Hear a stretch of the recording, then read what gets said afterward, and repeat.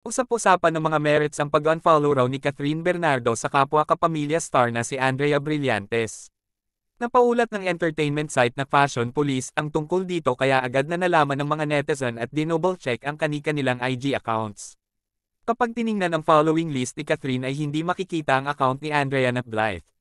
Subalit kung bibisitahin naman din ang Instagram account ni Blythe ay nakafollow naman ito kay Catherine. Hindi lang tiyak kung matagal na bang hindi fina-follow ni Catherine si Andrea at ngayon lang napansin o hindi talaga siya nakafollow rito at all. Matatanda ang kamakailan lamang ay naibalita ni Audrey Diaz ang sitsit sa kanya ng isang source na umano'y palihim na nagkikita sina Andrea at ang longtime jowa ni Kat na si Daniel Padilla. Kinuyog pa ng fans ng dalawang kampo si Audrey dahil fake news peddler daw siya. Bagay na pinalagan naman ni Audrey at sinabing ibinalita lang naman niya ang nasagap niyang chika at kahit siya mismo, umaasam daw na hindi ito totoo at kumpirmado. Sa kabila ng mga ingay na ito ay wala pang pahayag ang kampo ng Katniel at ni Andrea tungkol sa issue, bagamat tila may ilang cryptic posts daw si DJ tungkol dito.